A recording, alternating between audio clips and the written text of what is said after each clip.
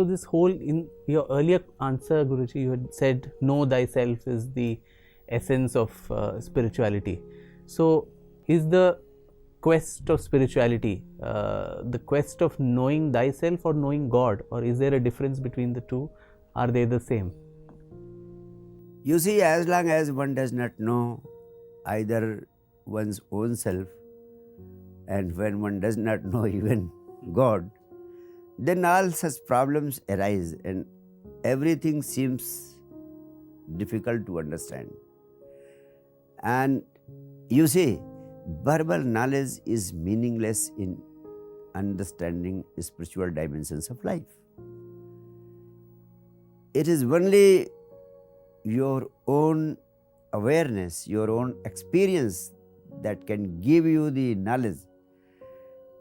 Knowledge is of two types. One is the verbal knowledge which we can learn from the books. But that knowledge is no knowledge at all.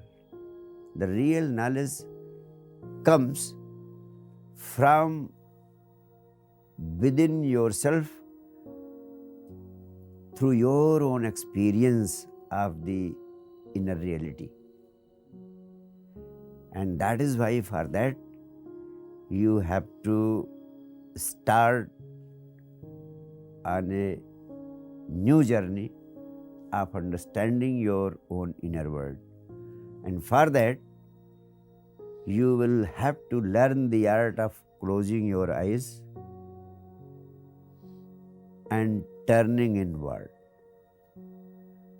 That is the first step.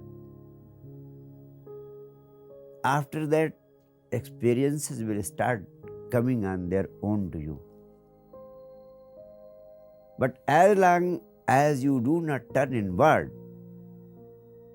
as long as you fail to see yourself with eyes closed,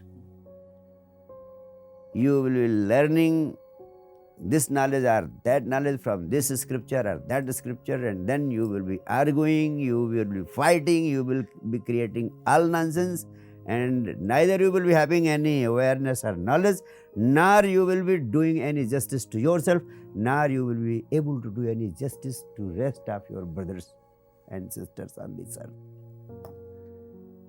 So for knowing thyself, the first step is turning inwards, and then when you turn inward and ultimately you start experiencing your own self, then you will come to know that you have started getting connected to the source of creation. In fact, you are simply an extension of your own source, the original source. Before you came into this life, your form was non-physical. After that non-physical form, you have come into the physical form. Your physical form is simply an extension of the non-physical. That is your source of creation. And one day, this physical form will also again get converted into non-physical. So this interval between two non-physical, the physical one, owes everything to its original source of creation, the non-physical.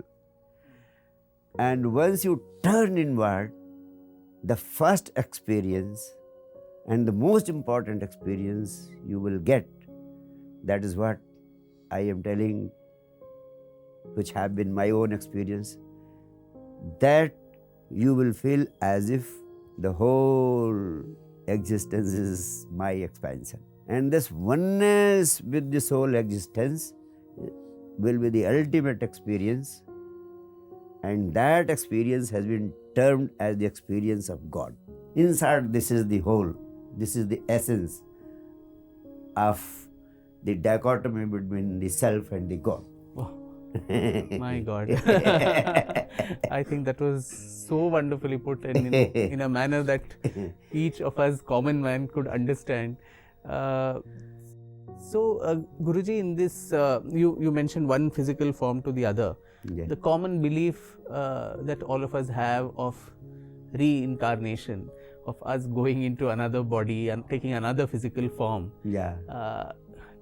does that really happen? And if that happens, then what governs which physical form I will take after this physical form I leave behind? And that gives the whole belief of a God who's sitting there and keeping an account, saying, "Acha, you have done so many good things, so you will get a good physical form. Someone else will get a bad one, and so on." Is that true at all?